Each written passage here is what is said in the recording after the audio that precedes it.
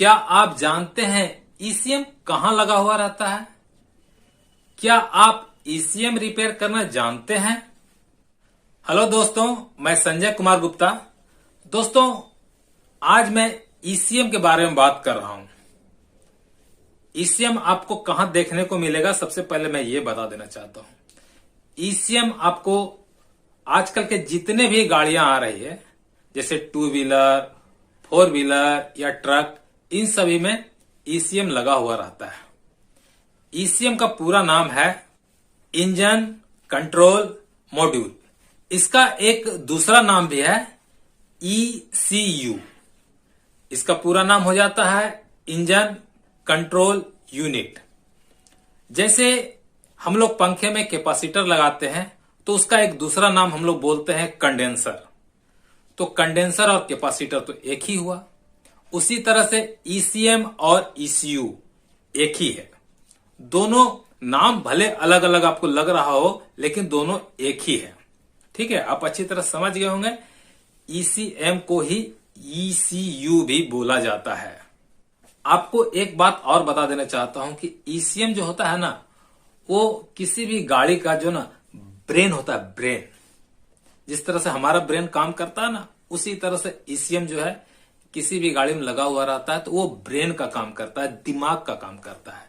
सारा कुछ ईसीएम के थ्रू ही गाड़ी कंट्रोल होता है।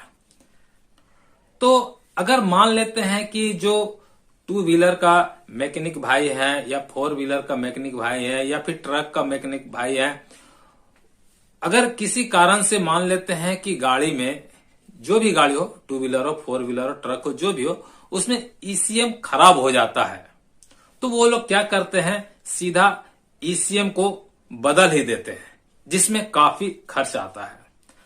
अगर उस ईसीएम को रिपेयर कर दिया जाए तो क्या होगा, काफी कम खर्च में जो है कि वो काम हो जाएगा और आपकी अच्छी कमाई भी हो जाएगी। तो देखिए, जमाने के साथ आपको चलना पड़ेगा। लोग खुद को अपडेट नहीं करते हैं। आप पुराने ढांचा में अगर आप रहेंगे, पुराने हिसाब किताब से आप गाड़ी बनाना चाहेंगे, तो वो चलने वाला नहीं है। आजकल गाड़ियों में नया नया टेक्नोलॉजी आ चुका है, तो आपको उस टेक्नोलॉजी के हिसाब से आपको भी नए जमाने में चलना ही पड़ेगा। अगर आप नए जमाने के साथ कदम पे कदम मिलाकर नहीं चलेंगे तो आप काफी पीछे रह जाएंगे और जो अर्निंग होता है वो आपका काफी कम हो जाएगा। आप अर्निंग अच्छी तरह से नहीं कर पाएंगे। अगर आपको अर्निंग करना है तो आपको ईसीएम रिपेयर का काम सीखना ही पड़ेगा।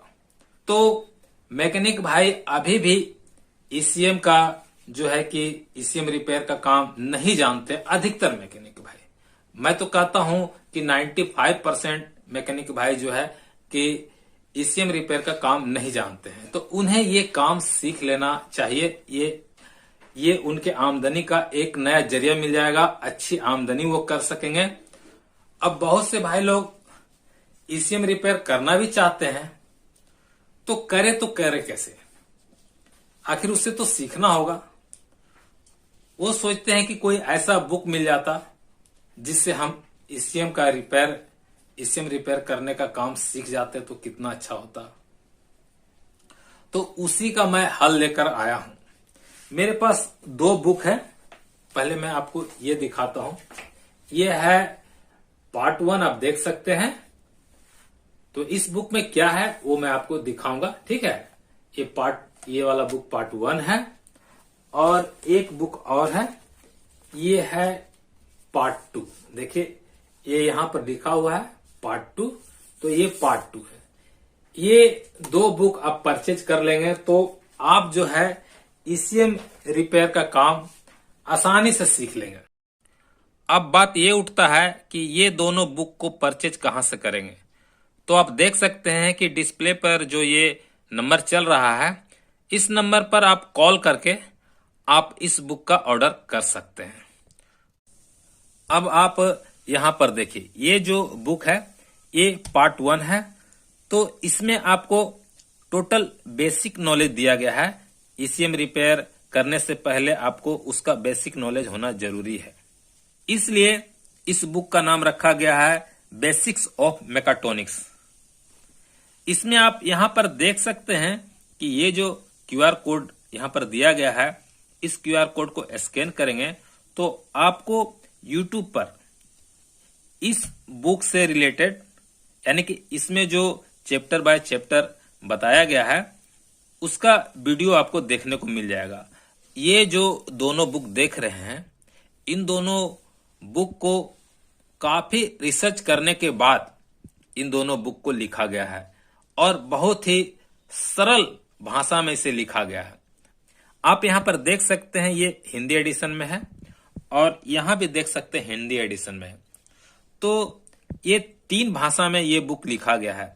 इंग्लिश एडिशन में भी आपको ये बुक मिल जाएगा और पंजाबी एडिशन में भी आपको ये बुक मिल जाएगा। तो आपको जो लैंग्वेज पसंद हो तीनों में से, उसमें से आप किसी लैंग्वेज में भी आप इस बुक का ऑर्डर कर सकते हैं। अब मैं इस बुक का पेज पलटता हूं और आपको दिखाता हूं। अब देख सकते हैं यहां पर ये है जगजीत सिंह, इन्हीं के द्वारा ये बुक लिखा गया है और बहुत ही सरल भाषा में लिखा गया है। और मैं आगे दिखाता हूं, चलिए इधर पलटता हूं और आपको दिखाता हूं। देखिए अब आप यहां पर देख सकते हैं ये है चैप्टर 1। चैप्टर 1 में देखिए सेंसर के बारे में बताया गया है। सभी तरह का जो सेंसर होते हैं गाड़ी में लगे हुए रहते हैं, उस सेंसर के बारे में बताया गया है। इसके बाद आप नीचे देखिए यहाँ पर चैप्टर 2 में स्विचेज के बारे में बताया गया है। चैप्टर 3 में बाल्ब्स के बारे में बताया गया है। चैप्टर 4 में देखिए मल्टीमीटर के बारे में बताया गया है। कंटिन्यूटी कैसे चेक किया जाता है, रेजिस्टेंस कैसे चेक किया जाता है, ये सब बताया गया है। यहाँ पर देखिए चैप्टर 5 में सेंसर चेकिंग के बारे में बताया गया। तो इसी तरह से देखिए चैप्टर बाय चैप्टर इसमें बताया गया है। ये बहुत ही अच्छी बात है। इसमें टोटल कितना चैप्टर है आपको दिखा देता हूं। इसमें टोटल जो है कि आप देख सकते हैं कि इसमें 28 चैप्टर है। इसमें आपको काफी सरल भाषा में समझाया गया है, जिससे आप जो है कि इस बुक का फायदा उठा सकते हैं। आप जो है कि ईसीएम रिपेयर सीखने के लिए आपको ये जो है बेसिक वाला जो ये बुक है ये आपको लेना ही पड़ेगा, ठीक है। अब चलिए इस बुक को देखते हैं कि इस बुक में हमें क्या क्या सीखने को मिलेगा। तो यहां पर अब देखिए लिखा हुआ है ईसीएम इश्यू रिपेयर बुक। यहां पर लिखा हुआ है कार, ट्रक एंड 2 व्हीलर, ठीक है। तो इसमें ईसीएम रिपेयर करने के बारे में बताया गया है, ठीक है। तो चलिए पलटते हैं, सारा कुछ इसमें सिखाया गया है। तो देखिए इस बुक का भी राइटर जो है जगजीत सिंह जी ही हैं। आगे पलटते हैं, इसमें आपको क्या क्या सीखने को मिलेगा। देखिए यहाँ पर चैप्टर 1 में इंट्रोडक्शन में आपको इलेक्ट्रिसिटी के बारे में बताया जाएगा, डीसी करंट, एसी करंट के बारे में बताया जाएगा, कंडक्टर के बारे में बताया जाएगा। इस तरह से ये आपको देखिए सिग्नल आईसी के बारे में भी बताया गया है। देखिए यहाँ पर चैप्टर 2 में एसएमडी रेजिस्टेंस के बारे में बताया गया है। चैप्टर 3 में डायोड्स के बारे में बताया गया। चैप्टर 4 में नॉन पोलराइज कैपेसिटर के बारे में बताया गया है। चैप्टर 5 में पोलराइज कैपेसिटर के बारे में बताया गया। चैप्टर 6 में मॉसफेट के बारे में बताया गया। इसी तरह से देखिए चैप्टर 7 में ट्रांजिस्टर के बारे में भी बताया गया है। ट्रांजिस्टर का वर्किंग क्या है, टाइप क्या है, चेकिंग क्या है, ये सब बताया गया। देखिए आगे क्या क्या बताया गया। चैप्टर 8 में देखिए इंडक्टर के बारे में बताया गया। इसी तरह से सब कुछ बताया गया। देखिए यहाँ पर कुछ प्रश्न है, पावर आईसी के बारे में कुछ प्रश्न है, जैसे पावर आईसी कैसे ऑन होता है, इस तरह का कुछ प्रश्न है जिसका आपको जवाब भी इसमें दिया गया है। देखिए सिस्टम आईसी के बारे में बताया गया है। देखिए माइक्रो कंट्रोलर यूनिट यानी प्रोसेसर के बारे में बताया गया है। इस तरह से ये सारा कुछ इसमें बताया गया है। देखिए यहाँ पर ट्रेसिंग के बारे में बताया गया है। यहाँ पर देखिए ऑन बोर्ड के बारे में बताया गया है। इसके बाद पलटते हैं, देखते हैं। यहाँ पर देखिए प्रोग्रामिंग के बारे में बताया गया चैप्टर 18 में। इसी तरह से सब कुछ बताया गया है। देख लीजिए यहाँ पर बहुत सारे सवाल हैं जिसका जवाब भी दिया गया है, ठीक है।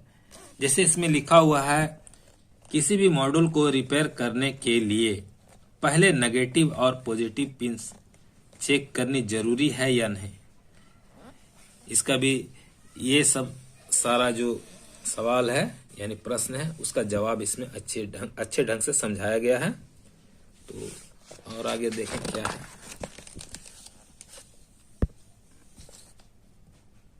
देखिए फॉल्ट कोड सर्किट इंस्पेक्शन के बारे में भी इसमें बताया गया है। सब कुछ लगभग सब कुछ बता दिया गया है।